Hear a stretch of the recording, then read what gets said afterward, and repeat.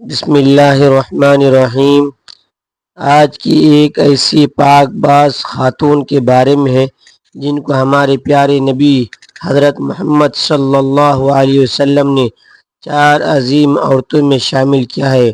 وہ 4 عظیم ہستیاں حضرت خدیجہ سلام اللہ علیہا، حضرت فاطمہ سلام اللہ علیہا، حضرت مریم سلام اللہ علیہا اور حضرت آسیہ سلام اللہ علیہا ہیں۔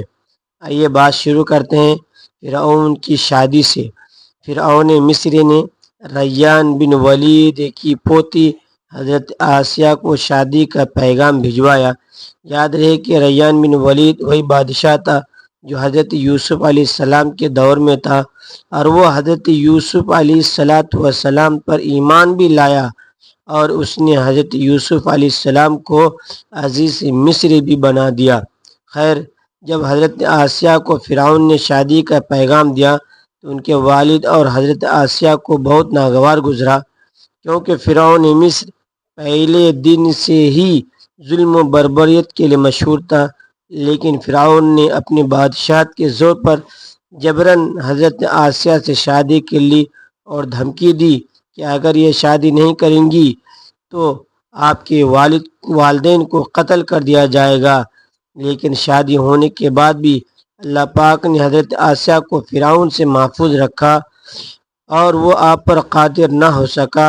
اس بارے میں مفسرین لکھتے ہیں کہ شادی کی پہلی ہی رات جب فرعون حضرت آسیہ سے ہم بستری کے لیے کمرے میں گیا تو اللہ تعالیٰ نے اس پر نیند کا ایسا غلبہ ڈالا کہ وہ ساری رات ہی سویا رہا۔ کچھ کتابوں میں لکھا ہے کہ اللہ تعالیٰ نے فرعون کو نامرد کر دیا تھا، جس وجہ سے وہ حضرت آسیہ سے صحبت ہی نہ کر سکا، اور بعد نے لکھا ہے کہ فرعون کو ایک ایسی بیماری لاحق ہوئی کہ طبیبوں نے اس کو ساری عمر صحبت سے منع کر دیا تھا۔ دیکھا جائے تو یہ بھی حضرت آسیہ کی طرح سے ایک کرامت ہے۔ اللہ تعالیٰ نے انہیں کیسے فرعون کے ناپاک جسم سے محفوظ رکھا۔ بعض روایت میں فرعون کی ایک بیٹی کا بھی ذکر ملتا ہے۔ آپ کو یہ بتاتے چلیں کہ وہ لڑکی انہوں نے کسی سے لے کر پالی تھی۔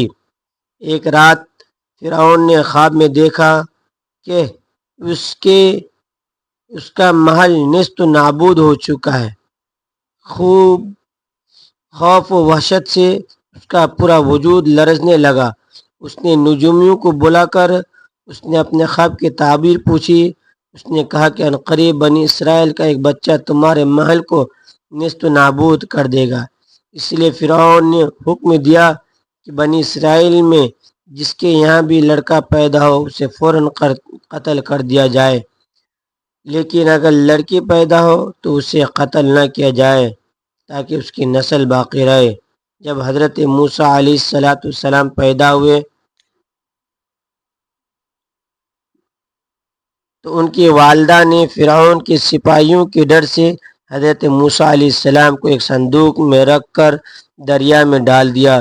دریا سے ایک نہر فرعون کے محل کے پاس سے بہتی تھی۔ یہ صندوق بہتا ہوا اس نہر سے چلا گیا۔ فرعون نے حکم دیا اسے محل میں لا کر کھولا جائے۔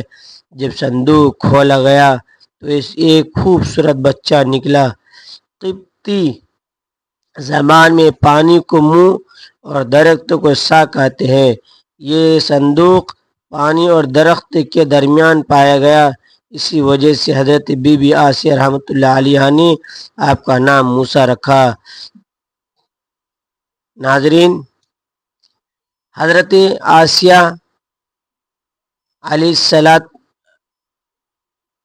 آسیہ رضی اللہ تعالیٰ عنہ نے جب موسیٰ علیہ السلام کے چہرے پر نور دیکھا تو انہوں نے حضرت موسیٰ علیہ السلام کو اپنا بیٹا بنا لیا اور فرعون سے کہنے لگی، یہ بچہ میری اور تمہاری آنکھوں کی ٹھنڈک ہے، اسے قتل نہ کرو۔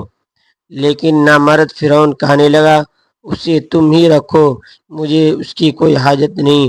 حضرت محمد مصطفیٰ صلی اللہ علیہ وسلم نے فرمایا، اگر آسیہ کی طرح فرعون بھی اس بات کا اقرار کرتا ہے کہ یہ بچہ اس کی آنکھوں کی ٹھنڈک ہے تو ضرور اللہ تعالی اسے ہدایت عطا فرما دیتا جیسا حضرت آسیہ رضی اللہ تعالی عنہ کو عطا فرمائی۔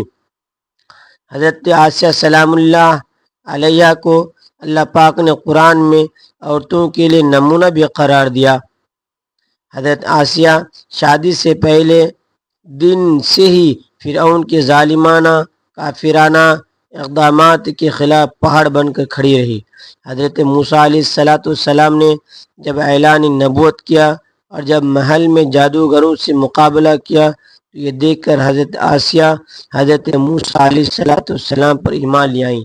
ایمان لانے کے بعد کافی دنوں تک انہوں نے اس بات کو فرعون سے چھپائے رکھا، لیکن جب فرعون نے خدائی کا دعویٰ کیا اور لوگوں سے خود کو سجدہ کروانے لگا تو پھر حضرت آسیہ کھل کر میدان میں آ گئی اور فرعون کے اس عمل کی سخت مخالفت کی۔ جیسے فرعون کو پتہ چلا کہ میری بیوی بھی موسیٰ کے خدا پر ایمان لا چکی ہے تو اس نے حضرت آسیہ پر ظلم ڈھانا شروع کر دیے۔ روز دن اور رات ان کو مختلف اذیتیں دینے لگا۔ فرعون جیسا کافر شوہر بھی ان کے ایمان کو متزلزل نہ کر سکا، لیکن فرعون نے بہت زیادہ کوششیں کی تاکہ کسی نہ کسی طرح انہیں راہ راست سے منحرف کر دے، لیکن وہ ایسا نہ کر سکا۔